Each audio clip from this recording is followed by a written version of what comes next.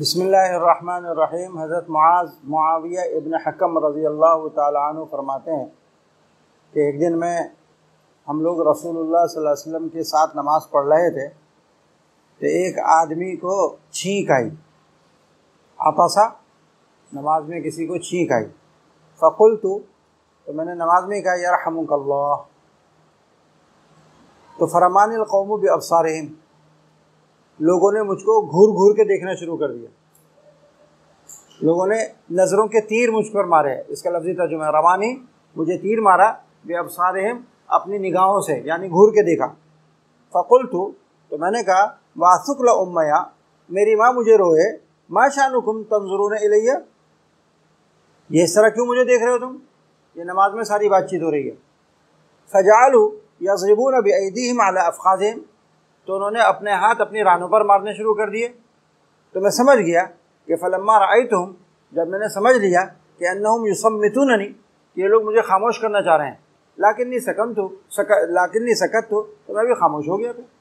फिर मैं बोला नहीं। कहते हैं फ़लम्मा सल्ला रसूलुल्लाह सल्लल्लाहु अलैहि वसल्लम, जब नबी करीम सल्लल्लाहु अलैहि वसल्लम नमाज़ पढ़ के फ़ारिग़ हुए तो मेरे माँ बाप आप पर क़ुरबान हो, मैंने आपके जैसा सिखाने वाला ना आपसे पहले देखा ना आपके बाद इतना अच्छा सिखाने वाला देखा। फ़वल्लाही, खुदा की कसम, माँ कहरानी, आपने मुझ पर गुस्सा नहीं किया, ना मुझे मारा, ना मुझे बुरा भला कहा। और फरमाया कि ये नमाज़ें जो है ना, ला यस्लहु फ़ीहा शैउम मिन कलामिन नास, इसमें कलामुन नास करना दुरुस्त नहीं है। लोगों की बातचीत, लोगों की सी बातचीत इसमें दुरुस्त नहीं है। देखो, ये वो हदीस है जिससे हमने इस्तेदलाल किया था नमाज में जो दुआएं मांगी जाती हैं। हमने कहा था कि हनाफ कहते हैं कि वहाँ कलामुन नास की दुआ नहीं मांग सकते, यानी वो चीज़ें जो लोगों से मांग सकते हैं वो नमाज में आप नहीं मांग सकते। कहा था ना आपको, वो मैंने बताया था, वो एक हदीस है, इसकी दलील वो ये हदीस है कि हमारी नमाज़ों में, इन नमाज़ों में कलामुन नास करना दुरुस्त नहीं है। इन्नमा ये तस्बीह व तकबीर व क़राअतुल क़ुरआन औ कमा क़ाला अलैहिस्सलातु वस्सलाम, जो भी आपने फरमाया कि इसमें तस्बीह पढ़ो, क़राअत करो और इसमें अल्लाह की हम्द व सना बयान करो। ये मसला है नमाज में कलाम करने का, कि नमाज में बातचीत से नमाज टूटती है या नहीं टूटती। ये तफसील से तो आगे आएगा, बाबुस्सहव में इसके ऊपर तफसील से कलाम आएगा। यहाँ पर सिर्फ इतना समझ लीजिए कि अगर किसी शख्स ने नमाज में छींक आने पर यरहमुकल्लाह कह दिया, नमाज में छींक आई और दूसरे ने कह दिया, उसको सुन के क्या यरहमुकल्लाह, नमाज उसकी टूट जाएगी। अलबत्ता अगर किसी ने अल्हम्दुलिल्लाह कहा, उसकी नमाज टूटेगी या नहीं टूटेगी, इसमें दो कौल हैं। एक कौल ये है कि अगर उसने अल्हम्दुलिल्लाह कहा और होंठ हिले अल्हम्दुलिल्लाह कहने में, इसकी भी नमाज टूट जाएगी।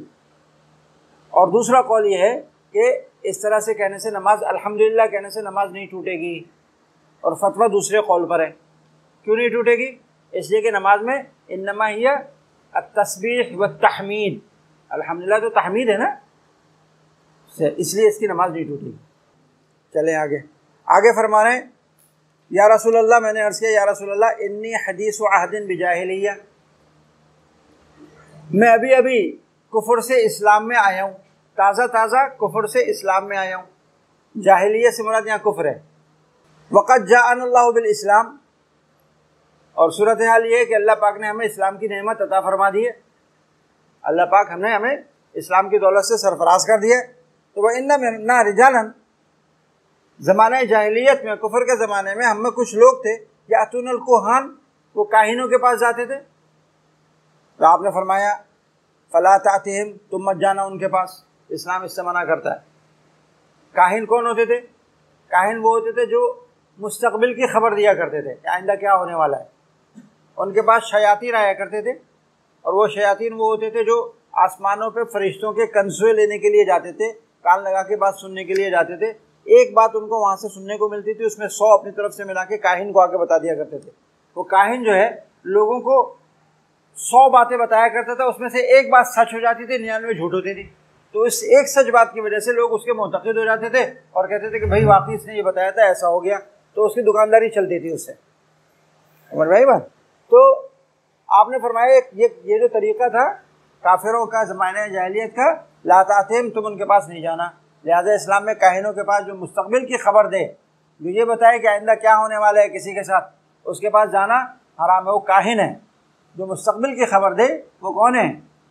चाहे उसके पास शयातीन आते हों या ना आते हों। इसलिए कि कुरान करीम में क्या कहा है, इन्नल्लाह इंदहु व युनज़्ज़िलुल व यअलमु मा फिल अरहम व मा तदरी नफ्सुम माज़ा तक्सिबु गदा। ये गैब है। मा तदरी नफ्सुम माज़ा तक्सिबु गदा, किसी के साथ कल क्या होना है किसी को पता नहीं है। अगर कोई शख्स ये कहता है कि कल तुम्हारे साथ ये होगा, ये होगा, ये सब काहिन है। अब इसकी मुख्तलिफ किस्में आजकल राइज हैं। बाज़ लोग होते हैं जो अपने आप को नुजूमी कहते हैं और कहते हैं हम सितारों की चाल देख के बता देते हैं कि कल क्या होने वाला है। ऐसे भी लोग बैठे हैं ना दुकानें खोल के, ये काहिन के हुक्म में है। बाज़ लोग होते हैं जो हाथ की लकीरें देख के बताते हैं कि कल क्या होने वाला है, ये किसके हुक्म में है, ये भी काहिन के हुक्म में है। ये सब काहिन के हुक्म में, इनके पास जाना हराम है। फला तातिहिम, आपने मना कर दिया। कुल्तु, मैंने अर्ज़ किया, व मिन्ना रिजालुन यततय्यरून, हम में से कुछ लोग हैं जो फाल लिया करते हैं।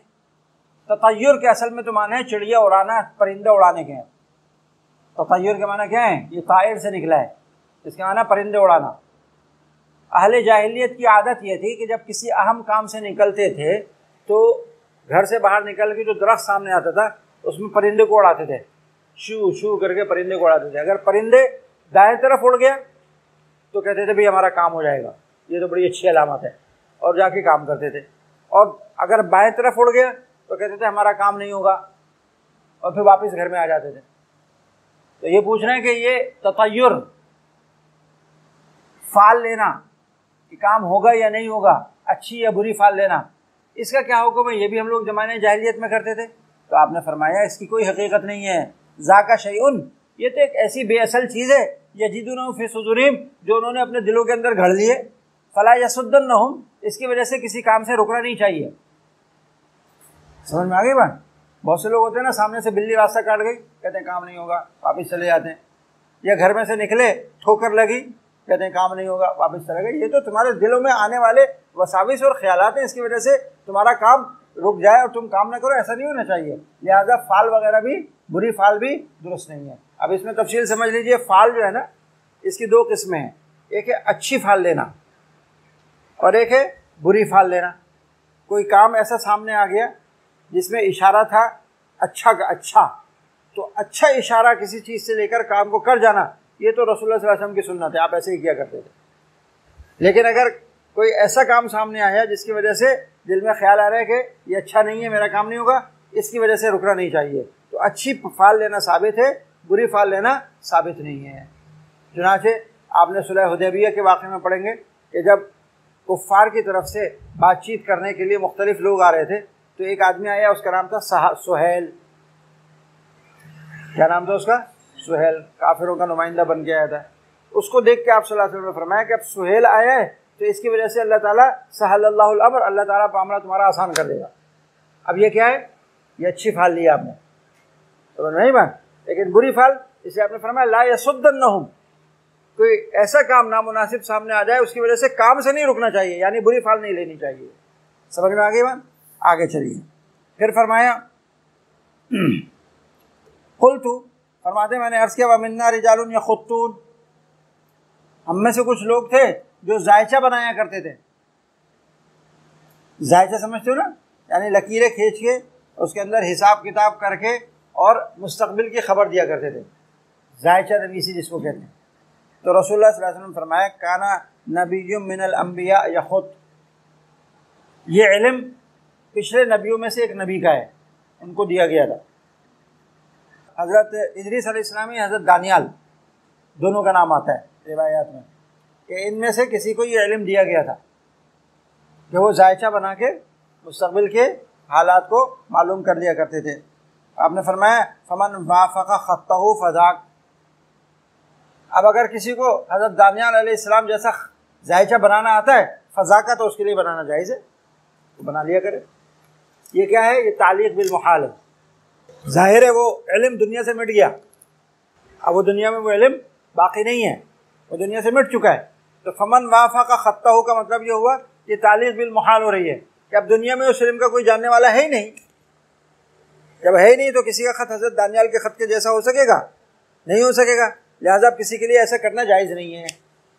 इस जुमले का हासिल ये है, इसका तर्जुमा तो ये है कि ये शख्स का जायचा हज़रत दानियाल अलैहिस्सलाम के जायचे की तरह है, फ़ज़ाक उसके लिए जायज़ है।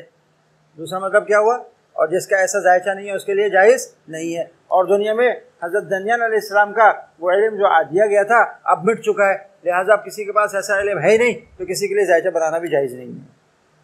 सवाल पैदा होता है नबी करीम सल्लल्लाहु अलैहि वसल्लम ने इतनी लंबी इबारत क्यों फरमाई, तो इसमें इतने नतीजे निकालने पड़ रहे हैं।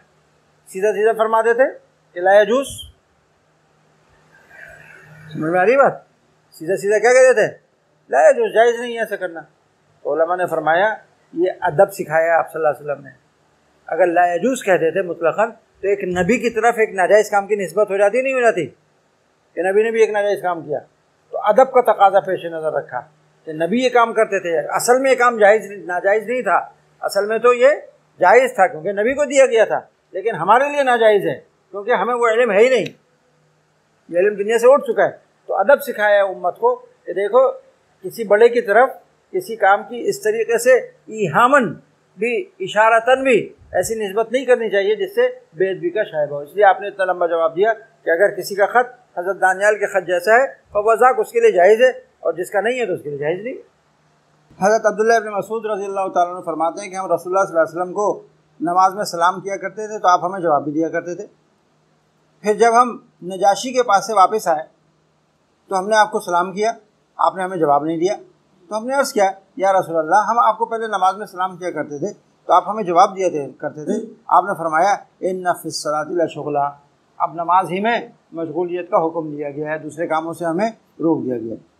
यहाँ पर समझ लीजिए कि सलाम का नमाज में सलाम का जवाब देना, अगर किसी शख्स ने सलाम का नमाज में सलाम का लफ्ज़न जवाब दे दिया, वालेकुम अस्सलाम कह दिया, उसकी नमाज फासिद हो जाएगी क्योंकि इसमें खिताब हो गया है। अगर कोई किसी को सलाम कर ले नमाज में या सलाम का जवाब दे तो खिताब है ना उसके अंदर, अस्सलाम वालेकुम वालेकुम अस्सलाम, और ख़िताब क्या है, कलामुन्नास है। खिताब किस में होता है, कलामुन्नास में, उसकी नमाज क्या हो जाएगी, फासिद हो जाएगी। और अगर कोई सर के इशारे से जवाब दे, जवाब दो तरह दिए जाते हैं ना, एक ज़बान से और एक सर के इशारे से, उसका क्या हुक्म है, इसमें इख्तिलाफ है। अइम्मा सलासा फरमाते हैं जायज़ है और इमाम शाफ़ी फरमाते हैं मुस्तहब है। अइम्मा सलासा में से इमाम शाफ़ी फरमाते हैं मुस्तहब है और इमाम मालिक और इमाम अहमद इब्न हम्बल फरमाते हैं जायज़ है। इमाम आज़म फरमाते हैं मकरूह है। सर के इशारे से सलाम का जवाब देना इमाम आज़म के नज़दीक मकरूह है। जो हज़रात सर के इशारे से सलाम देने के सलाम का जवाब देने के कायल है वो आगे हदीस आ रही है, उससे इस्तिदलाल करते हैं कि हम रसूलुल्लाह सल्लल्लाहु अलैहि वसल्लम को सलाम किया करते थे तो आप सर के इशारे से जवाब दे दिया करते थे। देखो इसमें है, आना फरमाते हैं कि हमारे सामने वो हदीस भी है कि आप सर के इशारे से जवाब दिया करते थे, और हमारे सामने इसी मसले के ऊपर एक और हदीस भी है। अहनाफ की आदत ये है ना, वो तमाम हदीसों को देखते हैं, तमाम नसूस को, कहते हैं वो हदीस हमारे सामने हज़रत अब्दुल्लाह इब्न मसूद की है। यहाँ तो इख्तिसार है इस हदीस में, दूसरे तुरुक में तफसील है कि हज़रत अब्दुल्लाह इब्न मसूद जब हबशा से वापस आए, हबशा हिजरत की थी और 2 दफ़ा वापस आए थे हज़रत अब्दुल्लाह वहाँ से। मैंने आपको बताया था ना, एक दफ़ा वापस आए थे मक्के में, वहाँ पर इत्तला मिली हबशा में उनको कि पूरा मक्का मुसलमान हो गया, ये झूठी खबर थी, अफवाह थी, तो वो गलत फहमी में वापस आ गए मक्का। लेकिन जब आकर देखा कि मक्का मुसलमान नहीं हुआ तो दोबारा हबशा चले गए। फिर उसके बाद उन्हें पता चला कि रसूलुल्लाह सल्लल्लाहु अलैहि वसल्लम हिजरत करके मदीने आ गए और सारे मुसलमान मदीने में, तो फिर दोबारा हिजरत की, दोबारा हबशा से वापस आए और मदीने मुनव्वरा पहुँचे। ये मौका वो था जब रसूलुल्लाह सल्लल्लाहु अलैहि वसल्लम ग़ज़वा खैबर के लिए तशरीफ़ ले जा रहे थे। उस वक्त हज़रत अब्दुल्लाह इब्न मसूद मदीना मुनव्वरा पहुँचे थे। ये दूसरी दफ़ा का वाक़या है। जब दूसरी दफ़ा आए और रसूलुल्लाह सल्लल्लाहु अलैहि वसल्लम के पास पहुँचे तो आप सल्लल्लाहु अलैहि वसल्लम नमाज़ पढ़ रहे थे। तो अपनी साबिक़ा आदत के मुताबिक पहले नमाज में सलाम का जवाब दिया जाता था, उन्होंने आगे सलाम किया, रसूलुल्लाह सल्लल्लाहु अलैहि वसल्लम ने जवाब नहीं दिया। अब्दुल्लाह इब्न मसूद कहते हैं मैंने दोबारा सलाम किया, सहबारा सलाम किया, जब मुझे जवाब नहीं मिला तो मैं परेशान हो गया कि कहीं मेरे बारे में कोई वही तो नहीं आ गई कि इसके ईमान सही नहीं है, या मुनाफिक है, या कोई ऐसा तो नहीं आ गया। और मैं अपनी सारी गलतियां सोचने लगा, मुझसे कहीं वो गलती तो हुई थी, उस गलती की वजह से तो नहीं हुआ, वो काम मुझसे हुआ था, कहीं उसकी वजह से तो आप नाराज़ नहीं है। वो सारे ख्यालात दिमाग में घूमने लगे, मैं परेशान हो गया। जब आपने सलाम फेरा तो आपने फिर ये फरमाया कि अल्लाह ताला अपने दीन के बारे में, शरीयत के बारे में नए नए अहकाम उतारता रहता है। उसने अब ये हुक्म उतारा है कि नमाज के अंदर अब बातचीत नहीं है, क्योंकि नमाज के अंदर अब मशगूल होने का हुक्म है। समझ में आ गई बात? ये आपने हज़रत अब्दुल्लाह इब्न मसूद के फरमाया। अहनाफ कहते हैं कि इसके इशारतुन नस से हमारा इस्तिदलाल है कराहत पर। कैसे कि आप सल्लल्लाहु अलैहि वसल्लम ने ज़बान से तो जवाब दिया ही नहीं, सर के इशारे से भी जवाब नहीं दिया। अगर सर के इशारे से जवाब दे देते तो हज़रत अब्दुल्लाह इब्न मसूद परेशान होते? ये सारे ख्यालात उनके दिल में आते? नहीं आए ना, नहीं होते, क्योंकि आप परेशान हो रहे थे। ये आपका परेशान होना ये इस बात की दलील है कि आपने सर के इशारे से भी जवाब नहीं दिया। तो जब मुमानात आई है, अहनाफ कहते हैं जब मुमानात आई है नमाज में जवाब देने की, तो उसमें इशारे से जवाब देने की भी मुमानात है और ज़बान से भी मुमानात है। अलबत्ता ज़बान से जवाब देने से नमाज क्या हो जाएगी? फासिद हो जाएगी। सर के इशारे से नमाज फासिद नहीं होगी, सिर्फ क्या होगी? मकरूह होगी। तो हर दलील को उसकी जगह पर रखा उन्होंने और उसके मुताबिक अमल किया। खसर फी सलात, इससे मना फरमाया। इसके कई माना है। खसर फी सलात के कई माना होते हैं। एक माना है लाठी का सहारा लेना, लाठी का या दीवार का किसी चीज़ का सहारा लेना, इससे मना फरमाया। दूसरा माना यह है कि आदमी अपने दोनों हाथ अपने कूल्हे पर रख ले ऐसे, ये। और तीसरे माना है नमाज में क़िराअत कम करना, मुख्तसर करना। अक्सर शुर्रा के नज़दीक दूसरे माना मुराद हैं, यानी नमाज में अपने दोनों कूलों पर हाथ रखना। ये क्यों मना है? हदीस के अंदर इसकी वजह ये कि ये राहतु अहले नार है, जहन्नमी लोग अलियाज़ु बिल्लाह, उनका ज़्यादा से ज़्यादा आराम क्या होगा कि वो इस तरीके से हाथ रख के खड़े होंगे। और एक रिवायत में आता है कि जिस वक्त शैतान को मरदूद किया गया और ज़मीन पर फेंका गया तो वो इस कैफियत में आता है, इस तरह हाथ रख के आया था। तो ये शैतान की मुशाबहत है या राहतु अहले नार है। इस मुशाबहत की वजह से इस तरह से नमाज में खड़ा होना मकरूह है। हज़रत आयशा सिद्दीक़ा रज़ियल्लाहु तआला अन्हा फरमाती हैं कि मैंने रसूलुल्लाह सल्लल्लाहु अलैहि वसल्लम से नमाज में इधर उधर मुतवज्जो होने के बारे में पूछा, तो आपने फरमाया कि ये शैतान का उचक लेना है, जो बंदे की नमाज में से वो नुकसान कर देता है, उचक लेता है। इल्तिफ़ात इसके 3 दर्जे हैं और तीनों का हुक्म अलग अलग है। अगर इल्तिफ़ात फ़ी सलात बिस्सदर हो जाए, यानी क़िबले से सीना भी फिर जाए, नमाज फासिद हो जाएगी। किसी ने मुड़ के देखा पीछे और या दाएं बाएं और इस तरह मुड़ा कि उसका सीना भी क़िबले से हट गया, तो नमाज फासिद हो जाएगी, क्योंकि इस्तिक़बाल क़िबला नमाज की सेहत के लिए शर्त है, जैसे कि पीछे गुजर गया। और अगर किसी ने सिर्फ गर्दन घुमा के देखा तो इससे नमाज मकरूह हो जाएगी। और ये जो आपने सल्लल्लाहु अलैहि वसल्लम ने यहाँ पर इल्तिफ़ात का हुक्म बताया वो ये वाला है कि शैतान जो है वो क्या करता है, आदमी की नमाज में ये हिस्सा उचक लेता है, उसका सवाब कम हो जाता है उससे, ये मकरूह है। और तीसरे सिर्फ निगाह घुमा के देखना, निगाह उठा के देखना, सिर्फ निगाह उठा के देखना, इससे नमाज मकरूह नहीं होती, लेकिन ये इस्तेहबाब के ख़िलाफ़ है, पसंदीदा नहीं है। इसके जवाज़ पर दलील क्या है? इसके जवाज़ की दलील हज़रात सहाबा कराम का अमल है। आप पढ़ेंगे बुखारी शरीफ में हदीस कि रसूलुल्लाह सल्लल्लाहु अलैहि वसल्लम जब सिर्री नमाज़ पढ़ाते थे तो सहाबा कराम से पूछा कि आप लोगों को कैसे पता चलता था कि आप नमाज में क़िराअत कर रहे हैं हालांकि नमाज सिर्री है? तो रावी कहते हैं सहाबी कि बिख्तिलाफ़ि लहियती रसूलुल्लाह सल्लल्लाहु अलैहि वसल्लम की दाढ़ी के हिलने से हमें पता चलता था। इससे क्या मालूम हुआ? जब वो निगाह उठा के देख रहे हैं ना, जब भी तो पता चल रहा है कि दाढ़ी हिल रही है।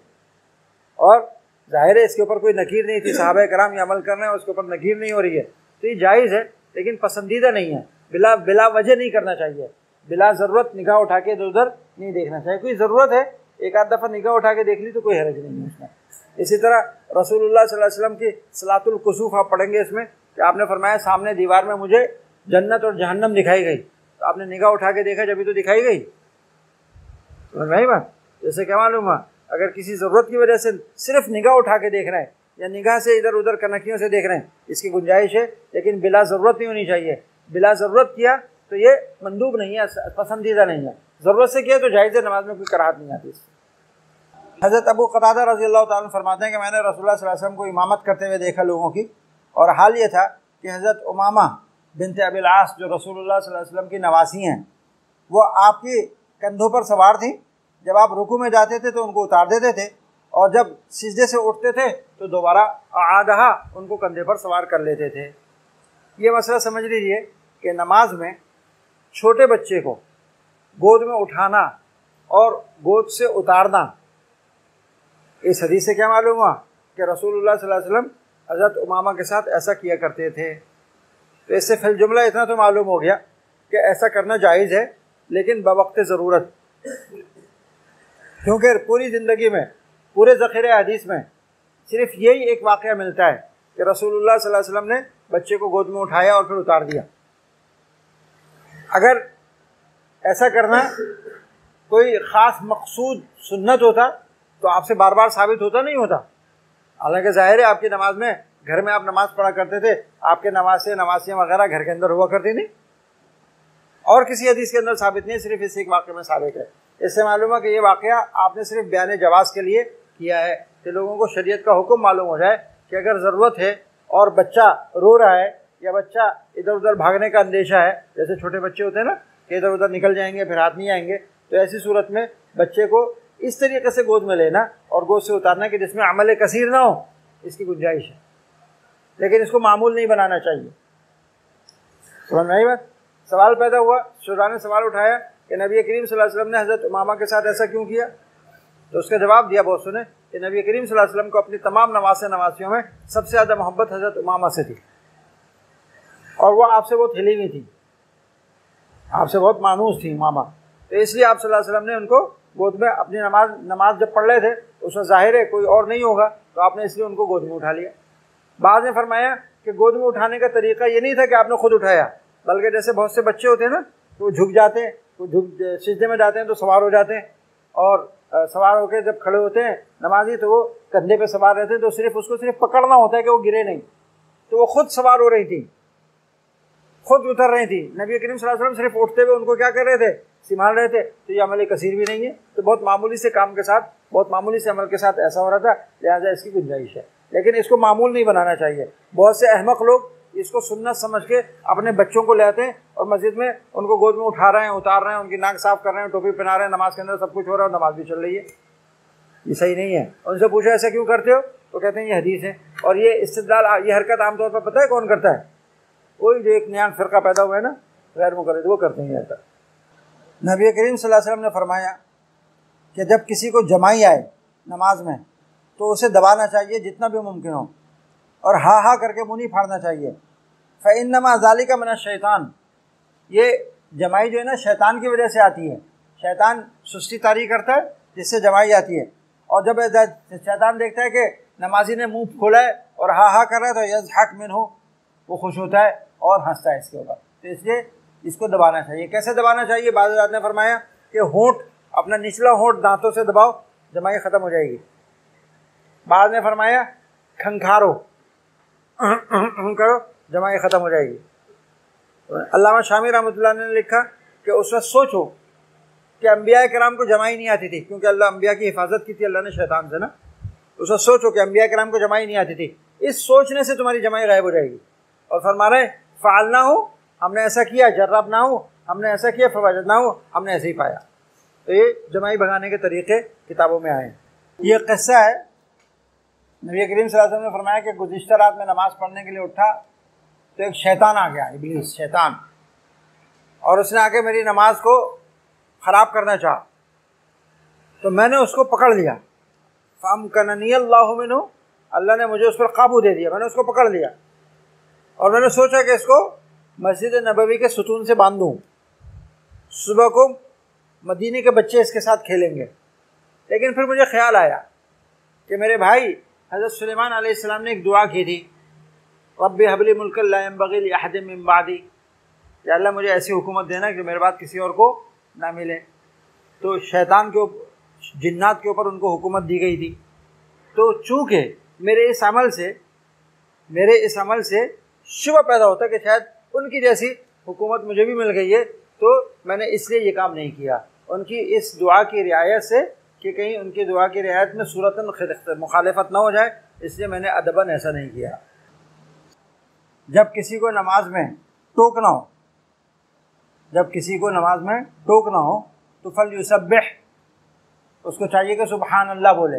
मसलन इमाम साहब हैं, उनसे कोई गलती हो गई है, वो पीछे मुक्तदी उनको टोकना चाह रहा है, इमाम साहब को टोकना चाह रहा है। मसलन इमाम साहब को दूसरी रकत के लिए उठना था और वो बैठ गए, अब उनको टोक रहे हैं ना कि आप गलत बैठ गए। फरमाया उसका तरीका ये, पीछे से पढ़ो सुबहान अल्लाह, क्या बोलो सुबहान अल्लाह। तो इससे इमाम साहब को तनब्बुह हो जाएगा, वो उठ जाएंगे, अपनी गलती की इस्लाह कर लेंगे।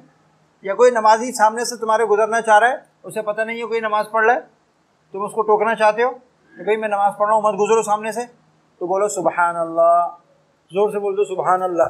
वो देखेगा, उसको पता चल जाएगा तुम नमाज़ पढ़ रहे हो, नहीं गुजरे। तो बन्नाबहु मिन सलाती, जिस शख्स को नमाज के अंदर किसी को टोकना हो तो फल युसब्बिह, उसको चाहिए कि सुबहान अल्लाह बोले और ताली ना बजाए, ऐसे ना करे। इसलिए कि सुबहान अल्लाह कहना टोकने के लिए ये वजीफ़ा है किसका? मर्दों का, और ताली बजाना ये वजीफ़ा है औरतों का। ये हदीस है। गोया आपने इसमें ये बता दिया कि मर्द टोक रहे है तो वो सुबहान अल्लाह बोले, औरत टोक रही है तो सुबहान अल्लाह ना बोले, क्योंकि उसकी आवाज़ का भी पर्दा है, बल्कि वो क्या करे, हाथ पे हाथ मारे, ऐसे ताली बजाए। इस हदीस के पेश नज़र इमाम आज़म, इमाम शाफी, इमाम अहमद इब्न हम्बल, ये तीनों हज़रात फरमाते हैं कि मर्द के लिए टोकने के वास्ते सुबहान अल्लाह है और औरत के लिए हाथ पे हाथ मारना है। इमाम मालिक रहमतुल्लाह अलैह फरमाते हैं कि मर्द और औरत दोनों के लिए सुबहान अल्लाह है। और ताली मारने का जो जिक्र आपने फरमाया, ये महाराज तारीफ़ में ये वजीफ़ा नहीं बताया है, बल्कि इसकी आपने मजम्मत बयान फरमाई है कि बहुत से लोग नमाज में ऐसे ऐसे करते हैं मर्द, तो ये काम तो औरतों का है, औरतें बजाती हैं ताली। औरतों को लड़ते हुए देखा है ना, तो वो लड़ती तो क्या करती हैं, तालियां बजाती हैं, तालियां बजा बजा के लड़ती हैं। फरमाया कि नमत तस्वीक़ुल निसा, ये ताली बजाना तो औरतें करती हैं। तो आप मजम्मत के पैरा में इसको बयान फरमा रहे हैं, इसे नहीं बयान फरमा रहे क्योंकि तकसीम हो रही है। इमाम मालिक का कौल है, समझ में आई बात। आगे मसला आएगा कलाम फिस सलात का।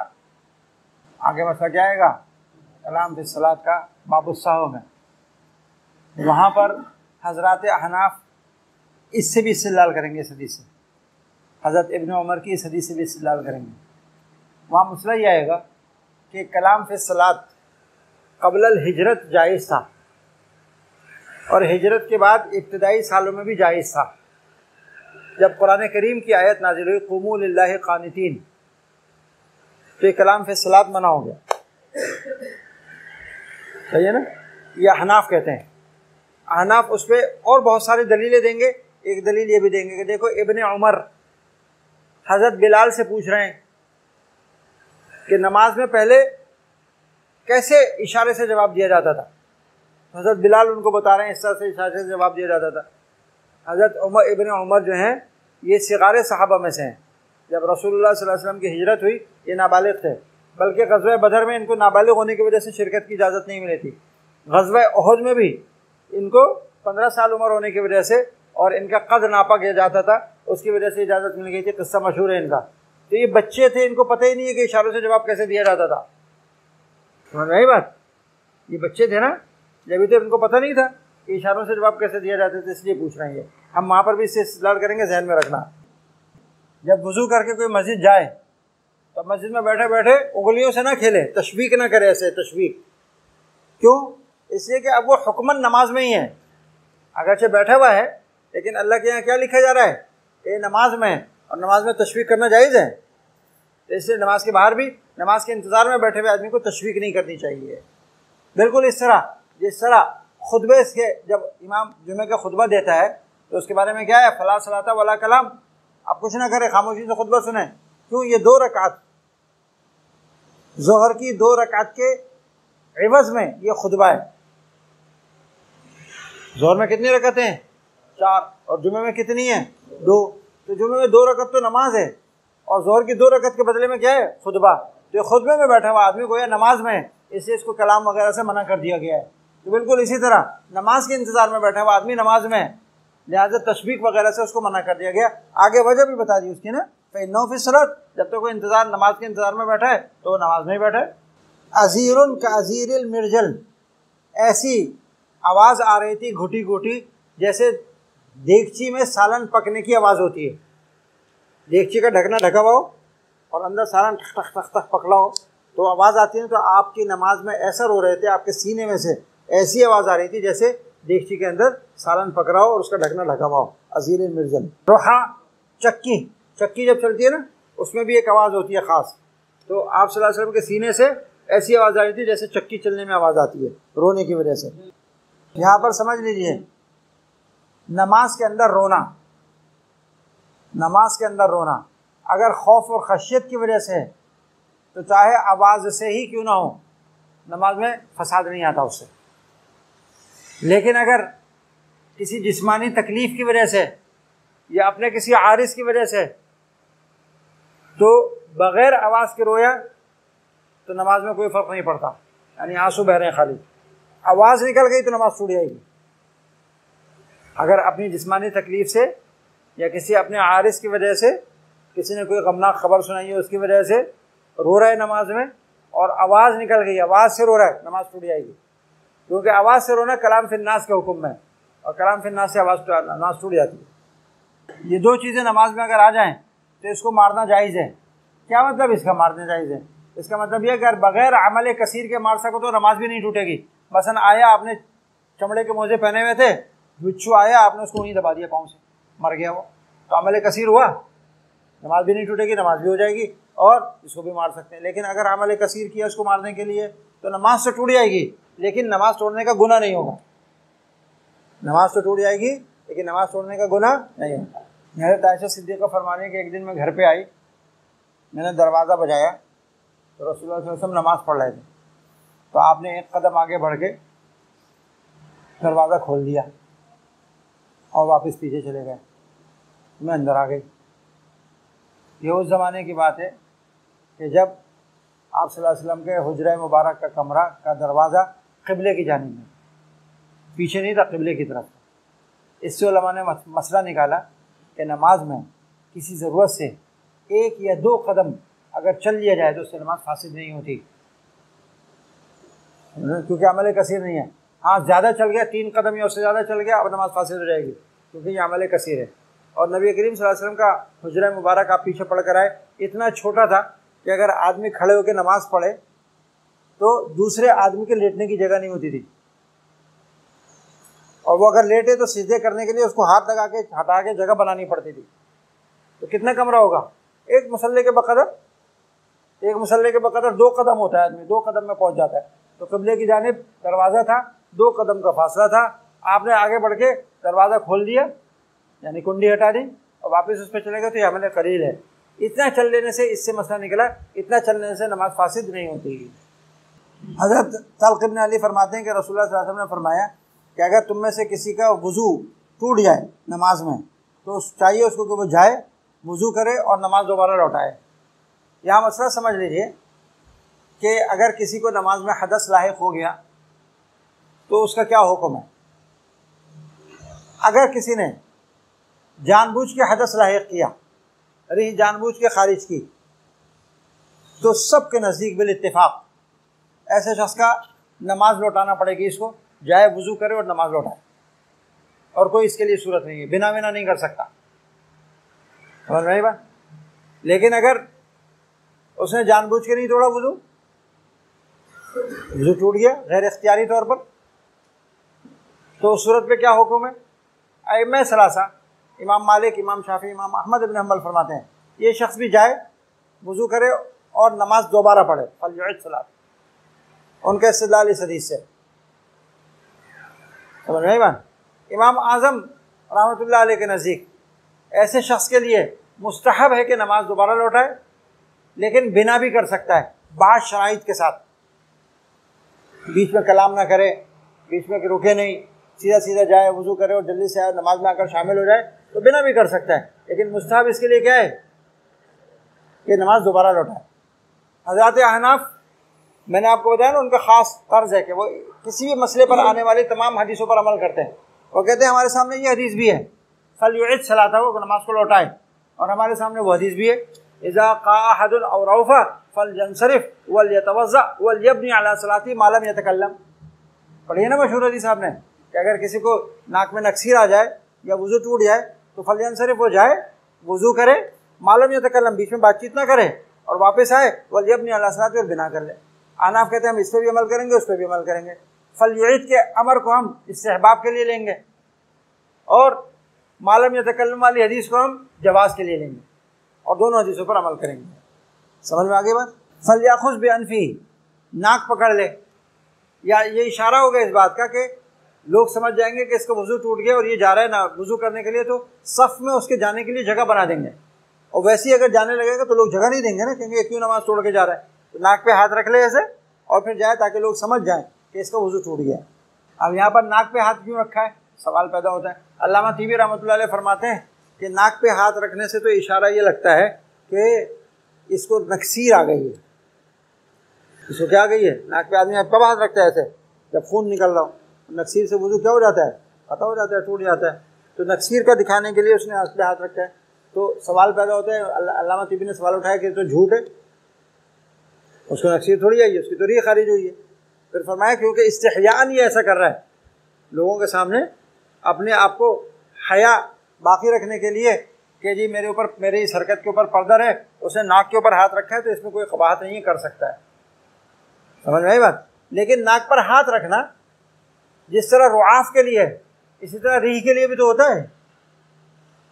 बाज़ लोग फरमाते हैं नाक पे हाथ आदमी कब रखता है? जब बुरी बू आती है। तो नाक पे हाथ रखने के दो मतलब हो सकते हैं। एक मतलब ये कि नक्सीर आ रही है और दूसरा मतलब क्या है? रीह खारिज हुई है, बदबू वाली रीह खारिज हुई है। तो इससे इसमें कोई किज़िब भी नहीं है, झूठ भी नहीं है। अगर नाक पे हाथ रखे जा रहा है तो ऐसा कोई झूठा इशारा भी नहीं है इसके अंदर। नबी करीम सल्लल्लाहु अलैहि वसल्लम एक दफ़ा नमाज़ पढ़ने के लिए तशरीफ़ लाए तो आपको मुसल्ले पे खड़े होकर इक़ामत हो गई थी, याद आया कि मैंने तो जनाबत का गुस्ल ही नहीं किया। तो आपने फरमाया सहाबा से कि देखो इंतज़ार करो मैं आता हूँ अभी। आप तशरीफ़ ले गए, गुस्ल फरमाया, वापस तशरीफ़ लाए इस हाल में कि आपके बालों से पानी टपक रहा था। नमाज़ पढ़ाई और नमाज़ पढ़ाने के बाद आपने सहाबा से फरमाया कि तुमको इसलिए इंतज़ार करवाया कि मुझे गुस्ल जनाबत करना था और मैंने गुस्ल जनाबत नहीं किया था, इसलिए मैंने तुमको रोका और नमाज़ पढ़ जनाबत का गुस्ल करके आया। अब इस हदीस से एक मसला मुताल्लिक़ है, वो ये है कि जुनूबी को मस्जिद में दाखिल होने का क्या हुक्म है? हालत जनाबत में मस्जिद में जाने का क्या हुक्म है? मसला गुजर गया ना पीछे।